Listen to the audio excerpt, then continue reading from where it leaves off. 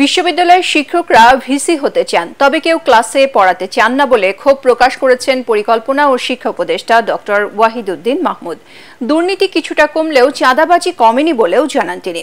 একনেক বৈঠক শেষে সংবাদ সম্মেলনে এসব কথা বলেন তিনি।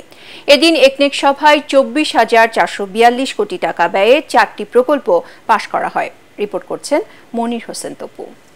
এলো ভিশন মুশকিল আসান অফার। যে কোনো ব্র্যান্ডের পুরনো ফ্রিজ নিয়ে চলে আসুন ভিশন শোরুমে আর নিয়ে যান নতুন ভিশন ফ্রিজ 20% পর্যন্ত ছাড়।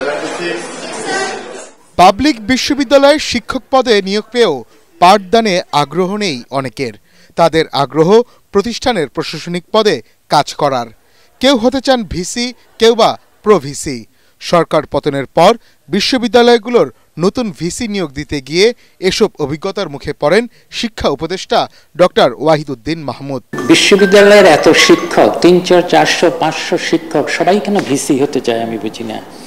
আমি তো কখনো ভিসি হতে চাইনি।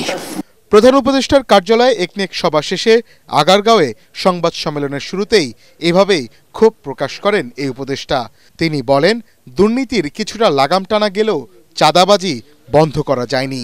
চাঁদাবাজি বোধহয় অত কমেনি, কিন্তু অন্যান্য যেসব অপরাজনীতির অপচয়গুলো, এগুলো তো সাময়িকভাবে সাময়িক চলতি অর্থনীতিতে তো অর্থপ্রবাহ তৈরি করে। রাজধানীকে বিকেন্দ্রীয়করণ করতে 5,900 কোটি টাকা ব্যয়ে resilient urban and territorial development project এবং 11,560 কোটি টাকা ব্যয়ে কালুরঘাট কর্ণফুলী নদীর উপর কালভার্ট নির্মাণ করে রেল ও যানবাহন চলাচলের ব্যবস্থা করা হবে। একনেক সভায় এই দুটি নতুন প্রকল্প পাশ হয়। এছাড়া 2030 সালের মধ্যে মাতারবাড়িতে গভীর সমুদ্র বন্দর নির্মাণে উদ্যোগ নেওয়া হয়েছে।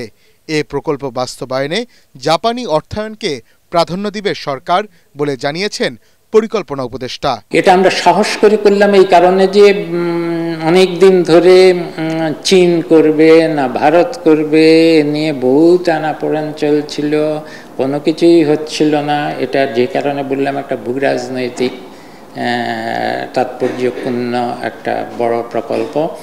এবং আমরা ভাবলাম যে জাপান কিন্তু একটা দেশ যেটা অত্যন্ত, আমি আগেই বলেছি, খুব সহজ শর্তে ঋণ দেয়। তিনি আরো বলেন, বিভিন্ন প্রকল্পের অর্থায়নে সারা দেশে কতগুলো গাড়ি আছে তার হিসেব নেওয়া হচ্ছে। মনির হোসেন তপু, এটিএন বাংলা, ঢাকা।